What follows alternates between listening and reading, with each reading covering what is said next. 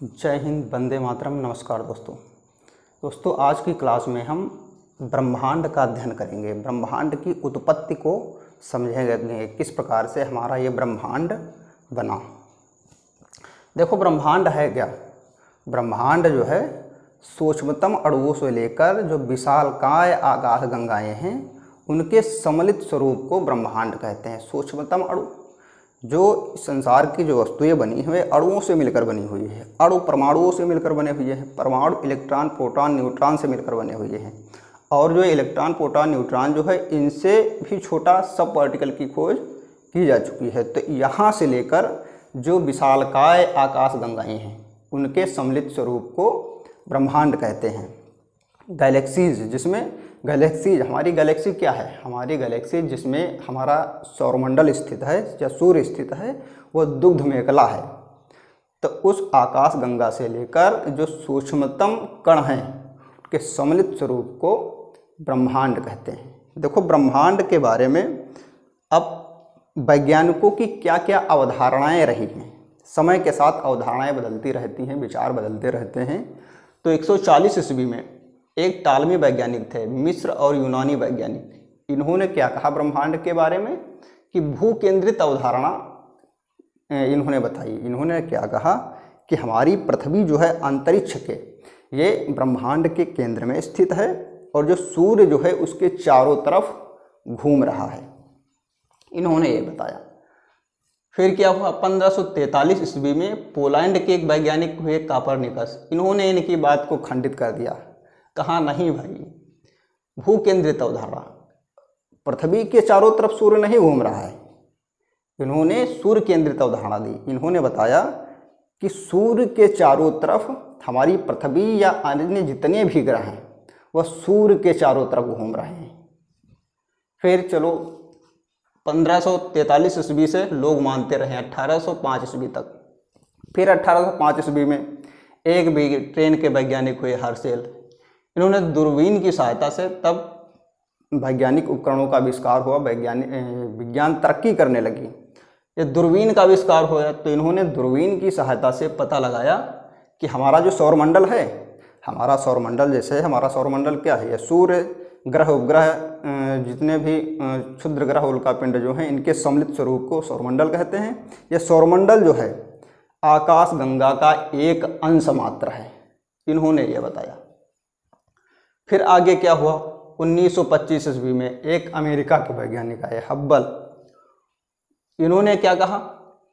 चलो ठीक है, आकाश गंगा का एक अंश मात्र हमारा सौरमंडल है, लेकिन हमारा जो ब्रह्मांड जो है उसका व्यास 250 करोड़ वर्ष है। और हमारी जो गैलेक्सी है आकाश गंगा जो दुग्ध मेखला है, उसकी भांति इस ब्रह्मांड में लाखों गैलेक्सी हैं और जिनका विस्तार अभी भी जारी है। इन्होंने बताया। ये अवधारणा अब तक चल रही है, ये अभी लोग मान रहे हैं। अब देखो फ्यूचर में क्या हो रहा है। फिर वैज्ञानिक आविष्कार करते हैं, फिर नई अवधारणा का जन्म होता है। एक वैज्ञानिक थे हमारे भारत के वैज्ञानिक वाराहमिहिर, 6वीं शताब्दी में, जब कापरनिकस ने बताया था कि सूर्य के चारों तरफ ग्रह उपग्रह घूम रहे हैं, तो उससे 1000 वर्ष पूर्व ही इन्होंने बता दिया था कि चंद्रमा जो है पृथ्वी की परिक्रमा करता है और पृथ्वी सूर्य की। ये भारतीय थे। देखो, अब उत्पत्ति के बारे में समझते हैं। हमारा जो ब्रह्मांड जो है इसकी उत्पत्ति कैसे हुई? देखो, अनंत काल में कोई समय नहीं था, अनंत काल में कुछ भी यहाँ पर नहीं था। तो अंतरिक्ष में क्या हुआ? एक दशमलव था, एक पॉइंट था या एक जीरो था, जिसको सिंगुलैरिटी कहते हैं, वो था। उसमें अपार गुरुत्वाकर्षण शक्ति थी। गुरुत्वाकर्षण शक्ति क्या है? हम जो खड़े हुए हैं गुरुत्वाकर्षण के कारण खड़े हुए हैं। कोई वस्तु ऊपर को फेंकते हैं वो नीचे गिर जाती है, किसके कारण? गुरुत्वाकर्षण के कारण। तो वही गुरुत्वाकर्षण उस बिंदु में, अनंत काल में, उस बिंदु में अपार गुरुत्वाकर्षण शक्ति थी। और जब उसमें गुरुत्वाकर्षण शक्ति थी तो उसमें आसपास की वस्तुएं संघनित होने लगी, उस बिंदु में जाकर चिपकने लगी। अब जब आसपास के कण उसमें समाहित होंगे तो उसका घनत्व तो बढ़ेगा ही। जब घनत्व बढ़ेगा तो उसमें ऊर्जा भी बढ़ेगी, उसके जो अणु है आपस में टकराएंगे। तो एक समय ऐसा आएगा, क्या होगा, जब उसमें चीज़ें संघनित होंगी तो उसमें विस्फोट हो जाएगा। तो वही हुआ यहाँ पर 15 अरब वर्ष पूर्व एक महाविस्फोट हुआ, उसमें विस्फोट हो गया। जब विस्फोट हो गया तो चीज़ें उसके आसपास घूमने लगी। मतलब जब विस्फोट हो गया तो 3 चीज़ों का जन्म हुआ। महाविस्फोट के बाद स्थान का स्थान, अब जो उसमें वस्तुएं निकलेंगी तो किसी समय में ही तो जाएंगी, वस्तुएं बनेंगी, फिर किसी समय में दूसरे मतलब स्थान पे जाके गिरेंगी। तो इस तरीके से विस्फोट के बाद वस्तु का जन्म हुआ, समय का जन्म हुआ और स्थान का जन्म हुआ। तो इस प्रकार से हमारा ब्रह्मांड बना।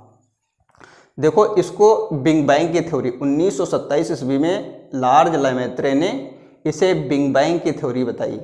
ये बताया कि एक महाविस्फोट हुआ, जैसे 15 अरब वर्ष पूर्व, वही है जो बता चुके हैं। 15 अरब वर्ष पूर्व एक विशालकाय पिंड था जिसमें अचानक ब्रह्मांडीय विस्फोट हुआ, जिसे पदार्थों का बिखराव हुआ। जो चीज़ें उसमें आपस में चिपकी हुई थी या भारी संघनित थी वो बिखर गई।